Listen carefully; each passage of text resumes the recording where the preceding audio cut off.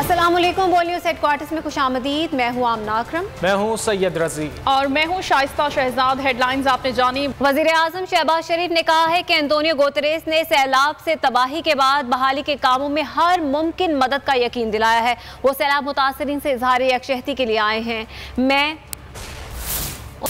उनकी गुफ्तगू से बहुत मुतासिर हुआ हूँ। पुल, सड़कें और इंफ्रास्ट्रक्चर तबाह हो गया है।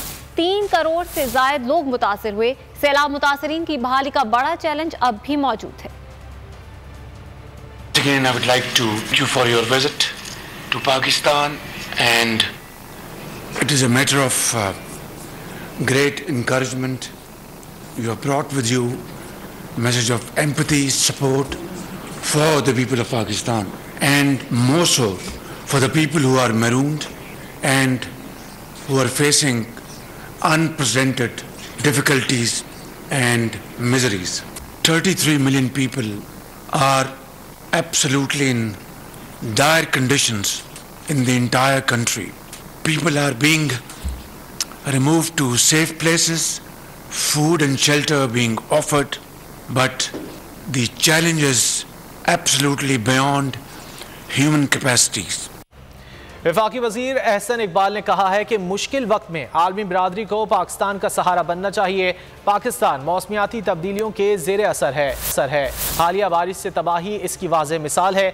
सैलाब से मुतासर इलाकों की बहाली हमारे लिए बहुत बड़ा चैलेंज है। पाकिस्तान को बड़े पैमाने पर इंफ्रास्ट्रक्चर की ज़रूरत है। Secretary General, you come to our climate refugees. There are millions of people who have become displaced because of the climate disaster that has hit Pakistan. Important challenge, Mr. Secretary General, we face is the loss of livelihoods. Pakistan faces 2 more challenges: deceleration of the growth as a result of this enormous calamity, that these floods, with the flash floods and the hill torrents and the heavy rains, which largely took place in those areas which historically have never had even moderate rains. So those regions did not have the infrastructure to deal with such heavy downpour. So there is a huge infrastructure loss to all the areas in terms of roads, rails, power transmission lines, gas transmission lines, irrigation system, schools, hospitals, and we are also working simultaneously to build our next plan to build a more resilient infrastructure, and we hope that with your help we will be able to mobilize the international community. Pakistan ने मौसमियाती तब्दीलियों से निपटने के लिए काबिल जिक्र काम नहीं किया। दुनिया को मौसमियाती तब्दीलियों से निपटने के लिए पाकिस्तान की मदद करना होगी। अक़वाम मुत्तहिदा के सेक्रेटरी जनरल एंटोनियो गुतेरेस की अपील। कहा, बारिशों और सैलाब से पाकिस्तान को $30 अरब के करीब नुकसान पहुंचा है। इस तबाही से निपटने के लिए माली ताउन की ज़रूरत है। दुनिया की तवज्जो सैलाब मुतासरीन की तरफ दिलाने के लिए हर मुमकिन कोशिश करेंगे। Pakistan has given little contribution to climate change, but Pakistan is one of the most dramatically impacted hotspots by the consequences of climate change. So it's like nature has attacked the wrong targets.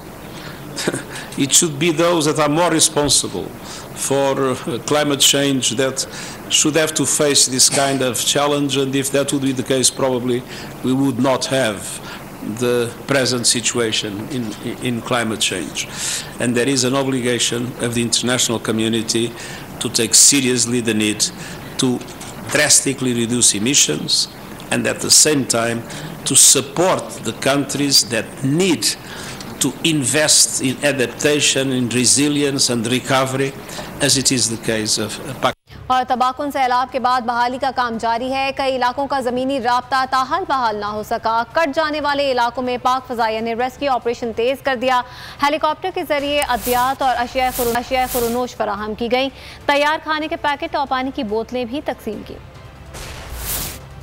मुल्क में सैलाब से बड़े पैमाने पर तबाही, कई इलाकों का ज़मीनी राब्ता ताहाल मुनक़ता। पाक फ़िज़ाइया ने रेस्क्यू ऑपरेशन तेज कर दिया। तर्जुमान के मुताबिक खैबर पख्तूनख्वा, सिंध, बलूचिस्तान और जनूबी पंजाब के मुतासरा इलाकों में इमदादी सरगर्मियाँ जारी हैं। कट जाने वाले इलाकों में हेलीकॉप्टर्स के जरिए अद्वियात और अशिया खुरनोश फराहम की जा रही हैं। 24 घंटों के दौरान मुतासरा खानदानों में 23,120 तैयार खाने के पैकेट तकसीम किए। इमरजेंसी रिस्पॉन्स टीमों ने 3,348 खुश्क राशन के पैकेट बांटे। मुतासरीन को 2130 पानी की बोतलें भी दी गयी। मेडिकल टीमों ने कैंपों में 2140 मरीजों का तिब्बी मुआयना किया। पाक फ़िज़ाइया सैलाब ज़दगान को रिहाइश की सहूलियात भी फराहम कर रही है।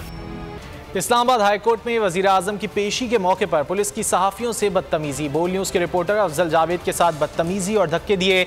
अदालत के बाहर वज़ीर आज़म के सामने सहाफ़ी सरापा एहतजाज। वज़ीर दाखिला ने IG को सहाफ़ियों के तहफ़्फ़ुज़ात फौरी दूर करने का हुक्म दे दिया।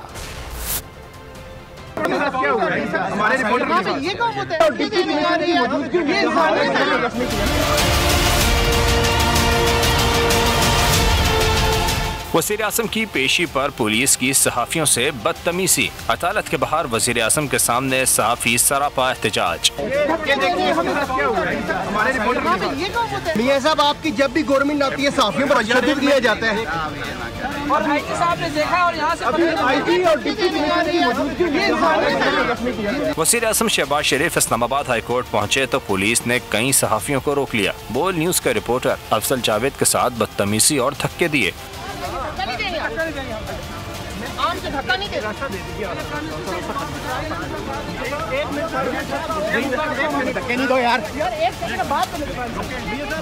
पुलिस के रवैये पर अदालत के बाहर वज़ीर आज़म के सामने सहाफ़ी सरापा एहतजाज बन गए।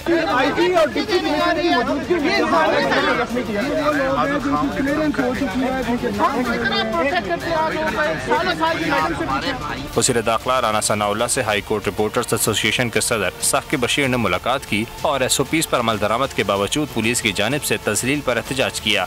वज़ीर दाखिला ने शिकायत सुनने के बाद IG इस्लामाबाद को तलब कर लिया। IG को सहाफ़ियों के तहफ़्फ़ुज़ात फौरी दूर करने का हुक्म। राना सनाउल्लाह ने कहा कि आइंदा मुस्तकिल तौर पर रिपोर्टर्स नुमाइंदों के साथ लाहेअमल कर लें, राब्ता भी रखें।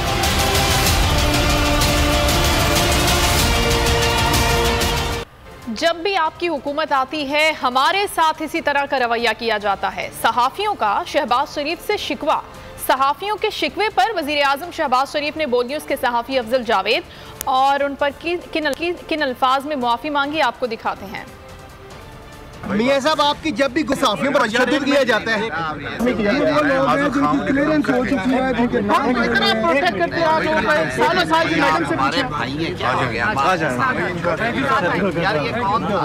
मियां साहब, आपकी जब भी गवर्नमेंट आती है सहाफ़ियों पर तशद्दुद किया जाता है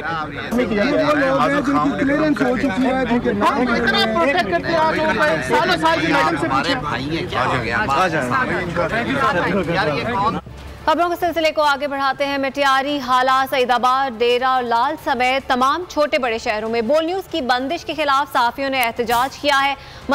मज़ीद तफसीलात क्या है जानेंगे। बोल न्यूज़ मटियारी के नुमाइंदे शाहिद मेमन इस वक्त वहाँ पर मौजूद हैं। शाहिद शम्स मेमन बताएगा इस हवाले से क्या तफसीलात हैं। बोल की नशरियात पूरे पाकिस्तान में बंद की गई है। उसी हवाले डिस्ट्रिक्ट मटियारी में सहाफ़ी बरादरान एहतजाजी मुजाहरा करके प्रेस क्लब पर मौजूद हैं। न सिर्फ मटियारी, हाला, सईदाबाद, उड़ेलाल समेत जो छोटे बड़े शहर हैं उनमें बड़ी तादाद सहाफ़ियों की सरापा एहतजाज बने हुए हैं। उसी हवाले से कुछ सहाफ़ी यहाँ पर मौजूद, उनसे बातचीत करेंगे। सर, बोल को बोलने नहीं दिया जा रहा, उस हवाले से न सिर्फ ये सहाफ़त पर हमला है। बिल्कुल, ये जो करप्ट हुक्मरान हैं, ये जो करप्ट हुकूमतें हैं, इन्होंने अपना वतीरा बनाया हुआ है कि जो भी सच बोलेगा, जो भी हक की बात करेगा उसको बंद किया जाएगा, उसकी आवाज़ दबा दी जाएगी। उसको बोलने से बंद कर दिया गया है। ये सरासर जुल्म है। हम सच सुनना चाहते, लोग सच सुनना चाहते, लोग सच देखना चाहते, लेकिन हमारे हुक्मरान ये नहीं चाहते कि अवाम को सच दिखा जाए। वो अपनी करप्शन छुपाना चाहते हैं, इसलिए जो सच बोलता है उसको हमेशा के लिए बंद कर दिया जाता है, जो बोल के साथ किया जा रहा है। शहबाज सरकार का हुकूमती उमूर पर ध्यान ही नहीं, सिर्फ इंतकामी कार्रवाइयों में मसरूफ। वज़ीर आज़म ताहाल मुश्तरका मफादात काउंसिल का इजलास ना बुला सके। शहबाज शरीफ आइनी तौर पर 90 रोज़ के अंदर इजलास बुलाने के पाबंद हैं, मगर 4 माह 24 रोज़ बाद भी इजलास ना बुलाया। किसी सूबे ने भी इजलास तलब करने की ज़रूरत महसूस नहीं की। CCI सेक्रेटेरिएट ने समरी वज़ीर आज़म को भेज दी। शहबाज सरकार इमरान खान के खिलाफ इंतकामी कार्रवाइयों में मसरूफ, अवाम के मसाइल पसे पुश्त डाल दिए। 4 माह 24 रोज बाद भी मुश्तरका मफादात कौंसिल का इजलास बुला न सके। वज़ीर आज़म आईनी खिलाफ वर्जी के मुर्तकब भी हुए। आर्टिकल 154 शिक 3 के तहत हर 90 रोज के अंदर मुश्तरका मफादात कौंसिल का इजलास बुलाना लाजमी है। शहबाज शरीफ को 10 जुलाई तक इजलास बुलाना चाहिए था। CCI का आखिरी इजलास 13 जनवरी 2022 को इमरान खान ने बुलाया था। किसी सूबे ने भी 7 माह 23 रोज से इजलास तलब करने की जरूरत महसूस नहीं की। सैलाब जैसी हंगामी सूरत हाल के बावजूद बैठक का मुतालबा नहीं किया। सराय के मुताबिक कौंसिल का इजलास तलब करने के लिए वज़ीर आज़म को CEC सेक्रेटरीट ने समरी भिजवा दी। तारीख तजवीज़ नहीं की गई। तारीख का तयन शहबाज शरीफ खुद करेंगे। सेनेट की कामा कमेटी बराए दाखिला के इजलास में अफगान मुहाजिरीन की गैर कानूनी सरगर्मियों का मामला उठा दिया गया। शहरी की शिकायत में कहा गया कि नेशनल प्रेस क्लब के सामने अफगान मुहाजिरीन ने पाकिस्तान का झंडा जलाया, शहरियों से मारपीट करते हैं। चेयरमैन कामा कमेटी ने कहा कि पाकिस्तानी परचम की बेहुरमती का नोटिस लिया है। इंतजामिया 30 सितंबर से पहले वाक़े की इंक्वायरी करे। कमेटी अरकान का कहना था कि मैच के बाद भी अफगानियों ने पाकिस्तानियों के साथ बदसलूकी की। नेशनल प्रेस क्लब के सामने अफगान महाजरीन की गैर कानूनी सरगर्मियों का मामला। कायमा कमेटी बराए दाखिला के इजलास में शहरी की शिकायत पर नोटिस। शहरी का कहना था कि अफगान महाजरीन ने इनके कैंप पर हमला किया और मारपीट की, पाकिस्तान का झंडा जला दिया। चेयरमैन कायमा कमेटी ने कहा पाकिस्तानी परचम की बेहुरमती संगीन वाक़या है। इंतजामिया 30 सितंबर से पहले वाक़े की इंक्वायरी करे। कमेटी अरकान का कहना था सारी दुनिया ने देखा अफगानियों ने पाक अफगान मैच के दौरान क्या किया। अफगान पनाह गुज़ीनों को महाजिर कैंपों में शिफ्ट किया जाए। पुलिस ने बताया कि नेशनल प्रेस क्लब के सामने अफगान महाजरीन की तादाद 400 के करीब है। डिप्टी कमिश्नर इस्लामाबाद ने बताया कि UN ह्यूमन राइट कमीशन इस मामले में राब्ते में है। हुकूमत हुक्म दे तो कल ही इन महाजरीन को यहाँ से हटा सकते हैं। खबरों के सिलसिले को आगे बढ़ाते हैं। आपको बताया कि NA 246 की नशिस्त खाली करार देने का नोटिफिकेशन मुअत्तल कर दिया गया है। इस्लामाबाद हाई कोर्ट ने अब्दुल शकूर शाद की दरख्वास्त पर फैसला सुनाया। अदालत की PTI रुकन अब्दुल शकूर शाद को असेंबली कार्रवाई में शामिल होने की हिदायत। अदालत ने इलेक्शन कमीशन से 2 हफ्ते में जवाब तलब कर लिया। दौरान समाज शकूर शाद के वकील ने अदालत को बताया कि शकूर शाद तो पार्लियामेंट की कार्रवाई में शामिल भी हो रहे थे। शकूर शाद ने पार्टी से इजहार यकजहती के लिए इस्तीफे पर दस्तखत किए।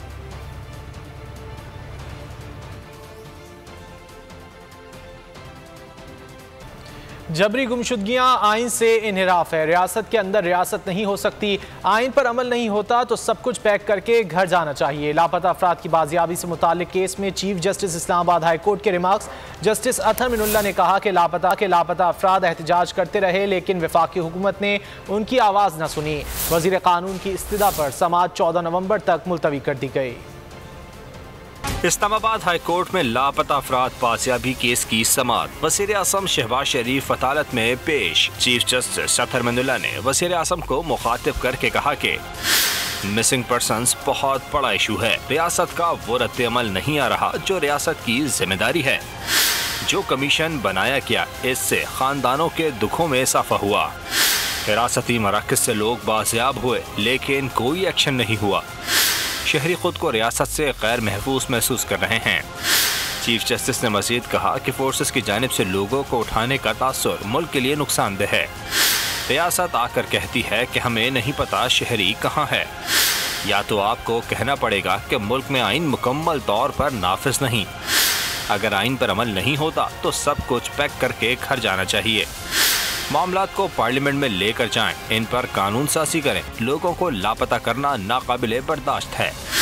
एक भी शख्स लापता होता है तो चीफ एग्जीक्यूटिव बराह रास्त जिम्मेदार है।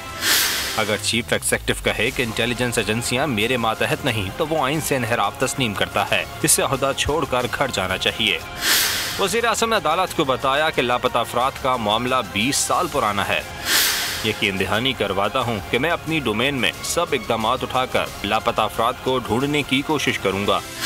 वज़ीर कानून ने कहा कि लापता अफराद की कमेटी जांफशानी से काम कर रही है। मसले के हल के लिए थोड़ा वक्त दिया जाए। वज़ीर कानून के इस्तदा पर अदालत ने समाअत 14 नवंबर तक मुलतवी कर दी। सबसे ज्यादा व्यूज, सबसे ज्यादा रील्स और सबसे ज्यादा रेटिंग के साथ बोल अब भी नंबर 1 पोजीशन पर बरकरार। सब्सक्राइब करें और बेल दबाएं ताकि कोई खबर रह न जाए।